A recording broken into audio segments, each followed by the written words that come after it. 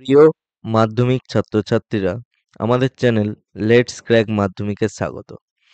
তো আজ আমরা কথা বলবো বাংলা পরীক্ষায় আসা কোনি গল্প থেকে খুবই গুরুত্বপূর্ণ প্রশ্ন নিয়ে। তো বাংলা পরীক্ষায় আমরা আমাদেরকে দেবে ৩টি প্রশ্ন, যেখান থেকে আমাদেরকে ২টি প্রশ্নের উত্তর করতে হবে এই কোনি গল্প থেকে। তো আমাদেরকে এই কোনি গল্পকে ভালো করে পড়তে হবে প্রথমে। তারপর এই প্রশ্নগুলোকে একবার মাত্র দেখে গেলেই তোমরা পরীক্ষার খাতায় ভালো নাম্বার তুলতে পারবে। তো বেশি কথা না বাড়িয়ে, পরীক্ষা যেহেতু সামনে, তো আমরা সরাসরি প্রশ্নের দিকে এগোলাম।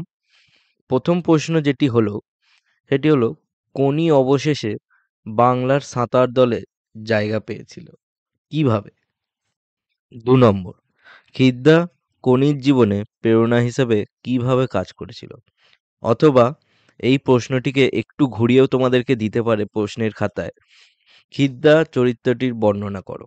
তো খিদ্দা চরিত্রটিকে আমাদেরকে খুব ভালোভাবে পড়ে যেতে হবে। এটি খুবই গুরুত্বপূর্ণ কোশ্চেন। ৩ নম্বর প্রশ্ন আমরা চলে গেলাম, কোনি উপন্যাসের কাহিনী অবলম্বনে লীলাবতীর পরিচয় দাও।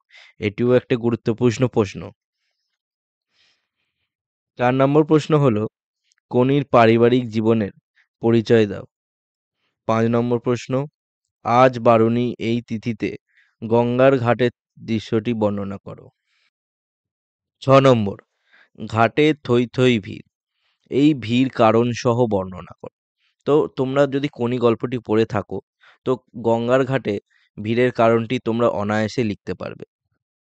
৭ নম্বর প্রশ্ন, ওইটাই তো আমি রে, যন্ত্রণাটাই তো আমি, বক্তাকে, এই মন্তব্যটির তাৎপর্য তোমাদেরকে বুঝিয়ে লিখতে হবে। তো এখানে এই প্রশ্নটিকে তোমাদেরকে ব্যাখ্যা করে লিখতে হবে। ৮ নম্বর প্রশ্ন, আমার বিরুদ্ধে চার্জগুলি স্পষ্ট চিঠিতে বলা নেই। তো এখানে বক্তাকে ও তার বিরুদ্ধে কে কেন এই চার্জগুলি লাগিয়েছিল সেটিকে তোমাকে এখানে ব্যাখ্যা করতে হবে।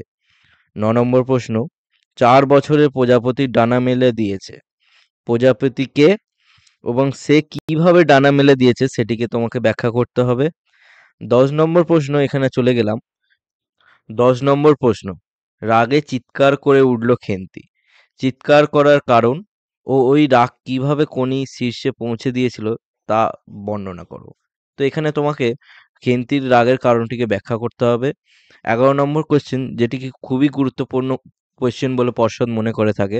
এই কোয়েশ্চেনটিকে বারবার ঘুরিয়ে ফিরিয়ে দিয়ে থাকে পর্ষদ।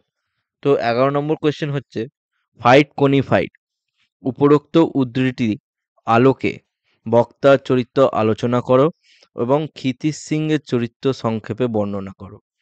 ১২ নম্বর কোয়েশ্চেন, তোর আসল লজ্জা জলে, আসল গর্ব জলে, কে কাকে উদ্দেশ্য করে এই কথাটি বলেছিলেন? মাত্র এই ১০টি থেকে ১২টি কোয়েশ্চেন তোমরা যদি দেখে যাও, তোমরা পরীক্ষার খাতায় সম্পূর্ণরূপে কমন পাবে এবং ৩টি প্রশ্ন যে আসে ৩টি প্রশ্নই তোমরা কমন পাবে। তো ৩টির মধ্যে থেকে তোমাদেরকে ওখানে ২টি প্রশ্ন লিখতে হবে।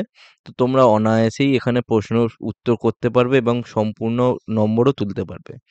তো ভিডিওটি ভালো লাগলে সাবস্ক্রাইব করবে, বন্ধুদের সাথে শেয়ার করবে এবং তোমাদের আগত যে ভাই বোনেরা আসতে চলেছে মাধ্যমিক পরীক্ষায়, তাদের সাথেও শেয়ার করবে। তো ভিডিওটি লাইক, কমেন্ট, শেয়ার করে দেবে। দেখা হচ্ছে নেক্সট ভিডিওতে।